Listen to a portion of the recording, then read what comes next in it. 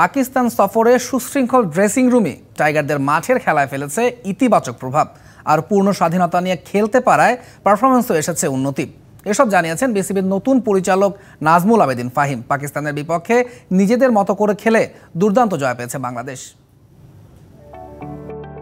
পাপনের cricket শাসনামলে অভিযোগ আছে দ্বিপাক্ষিক সিরিজ বা বিশ্বকাপ দল ঘোষণায় নানা রকম কোটা মানতে গলদঘর্ম হতেন নির্বাচকরা। পাশাপাশি সিরিজ বা টুর্নামেন্ট চলার সময় পারফরমেন্স নিয়ে কথা বলতে গিয়ে বোর্ড কর্তারা ক্রিকেটারদের প্রতিপক্ষ বানাতেন। সেই পরিবেশের ইতি ঘটেছে, এজন্য দলের সবার মধ্যে এসেছে সুশৃঙ্খল মনোভাব, যার ফলও পেয়েছে দ্রুত। আমি জানি না আগে কি হতো সেটা আমি সামনাসামনি দেখিনি, বাট শুনেছি অনেক কিছু, বাট সামনাসামনি আমি দেখিনি। বাট আইডিয়াল সিচুয়েশন হলো যে এরকম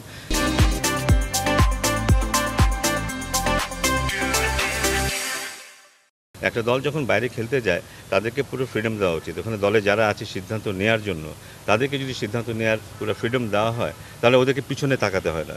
যদি পিছন থেকে একটা রশি টেনে রাখা হয় তাহলে কিন্তু তারা নিজের ইচ্ছা মতো সিদ্ধান্ত নিতে পারবে না। মাঠের বাইরে দর্শকদের ভালো মন্দ প্রতিক্রিয়া খুবই সাধারণ ঘটনা। এর বাইরে গণমাধ্যম ও বিশ্লেষকরা তাদের মতামত দিয়ে থাকেন, এসবই সহনীয়। তবে বিসিবি কর্তাদেরকে ক্রিকেটারদের প্রতিপক্ষ বানানোর গল্প তো কবছরে সবচেয়ে দারুণভাবে ভুগিয়েছে এদেশের ক্রিকেটকে। তাই পরিবর্তনের হাওয়া লাগতেই শিষ্যদের এমন পারফরমেন্সে মুগ্ধ সাকিব, তামিম সহ বহু ক্রিকেটার তৈরির কারিগর বিসিবির নতুন পরিচালক Nazmul Abedin Fahim. Credit goes to the players, বোলারদেরকে ক্রেডিট দিতে হবে, কারণ পেস বলার, স্পিনার সবাই কিন্তু কন্ট্রিবিউট করেছে কোথাও না কোথাও। সেটা টিম এফোর্ট, যেটার কারণে আমরা কিন্তু জিতেছি। কিন্তু আমার মনে হয় কমিটমেন্টের জায়গা যদি বলি, ওদের বডি ল্যাঙ্গুয়েজের জায়গা যদি বলি, বেশ পরিবর্তন দেখেছি। নতুন এই পরিচালকের প্রত্যাশা দ্বিতীয় ও শেষ টেস্টেও ভালো খেলবে বাংলাদেশ। Shahan Papon, DBC news, Dhaka.